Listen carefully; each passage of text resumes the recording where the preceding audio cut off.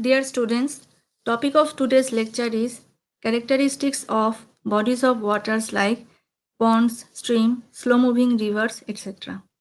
We will also discuss how to measure the amount of organic waste present in the sample of water. But before that, we will explain very briefly how the water cycle works as we skip this topic in ecology chapter. Let's begin with hydrologic cycle. As we all know that the sun drives the water cycle. It heats water in the oceans. Water from oceans goes into air as vapor. From the land, evapotranspiration also occurs. What is evapotranspiration? It is the water that transpired from the plants and evaporated from the soil. The resulting water vapor is transported to the upper atmosphere and eventually condensed and returns to the Earth's surface as precipitation. The interesting feature of water cycle is that about 88% of evaporation occurs from the oceans and 12% evapotranspiration occurs from the land. But over the oceans, there is more evaporation than precipitation, and over the land, there is more precipitation than evapotranspiration. Why this is so? If we look at the figure, we could see that the cloud formed over the oceans is transported towards the land by wind and causes extra precipitation over the land. About 4 into 10 to the power 13 meter cube more water falls on land as precipitation than evaporates from it. And this is the difference between evapotranspiration and precipitation on land. This extra water on land returns to the oceans as runoff through stream flow to complete the cycle. Rest of the runoff soaks into the ground. Of all living organisms, plants contribute the most to the water cycle.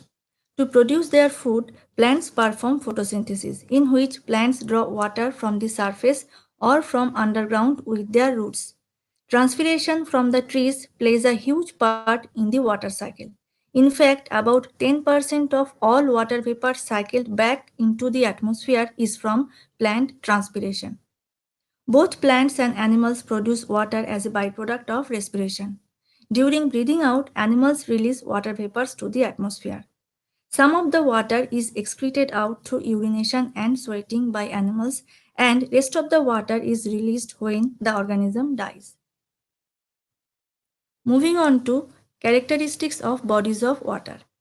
In this segment, we will talk about dissolved oxygen and temperature, aquatic life, trophic level at water body, thermal stratification at lake, and how to measure surface water quality.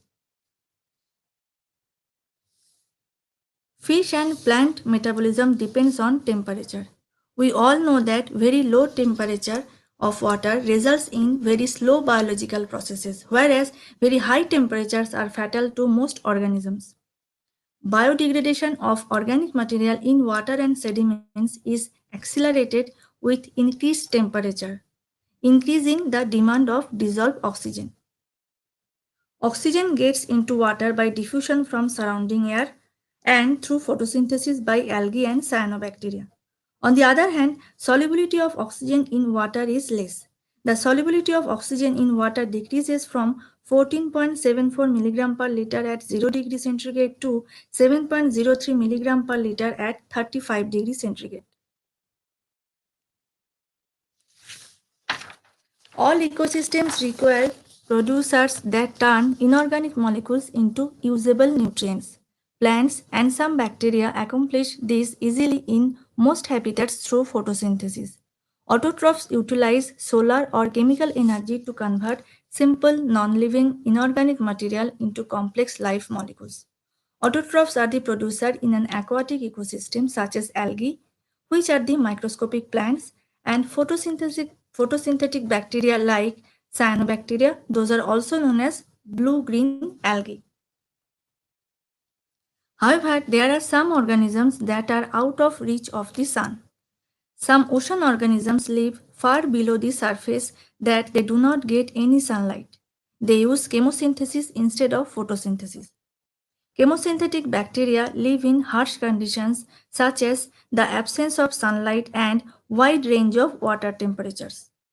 Chemosynthetic bacterial communities have been found in hot springs on land and on the sea floor around hydrothermal vents, cold seeps, whale carcasses, etc. Chemosynthetic organisms are much less common than photosynthetic organisms.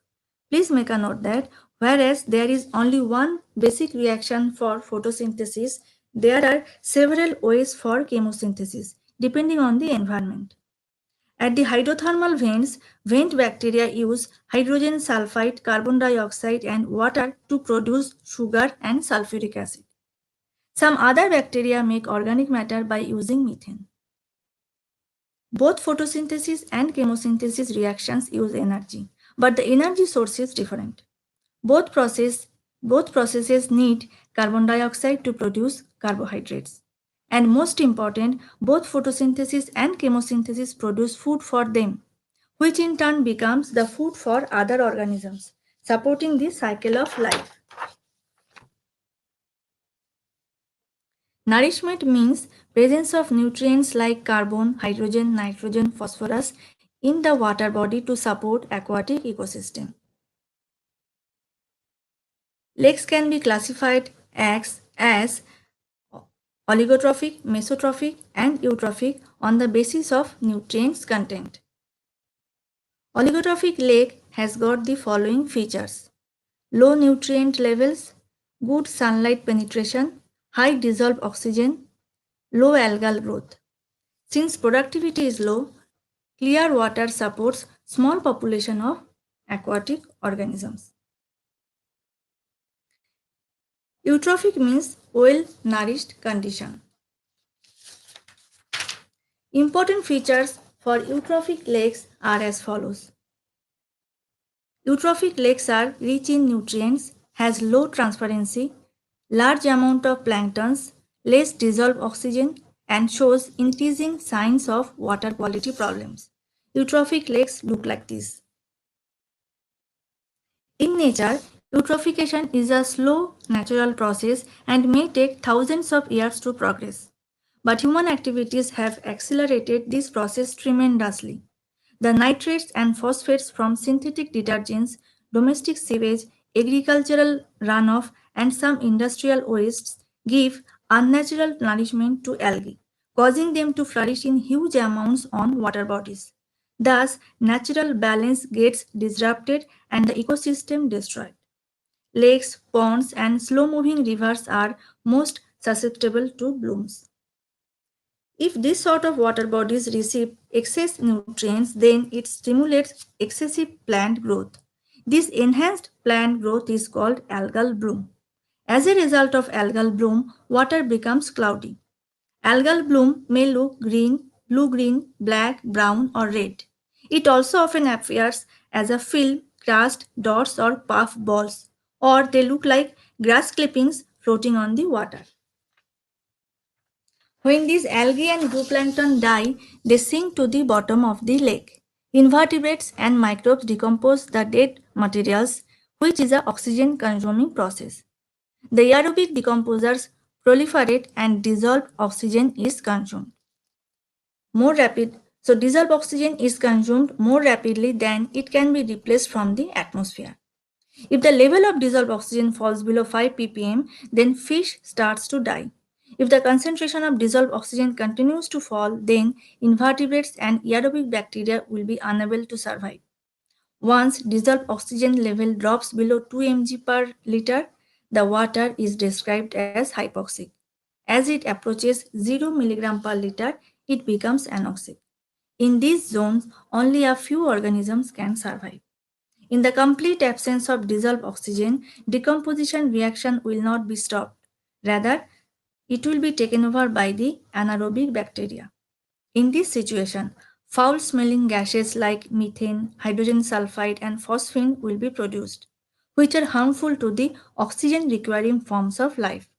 Such disturbances slowly lead to the death of all forms of life in the water bodies. This phenomenon is called eutrophication. So what we have learned? On one level, phosphates, nitrates seem like a good thing. It is helping us grow more crops.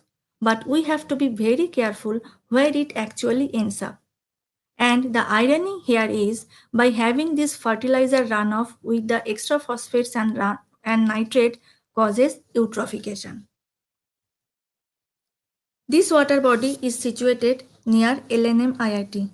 Here we could see that algae began to grow. What is the impact of eutrophication on human society?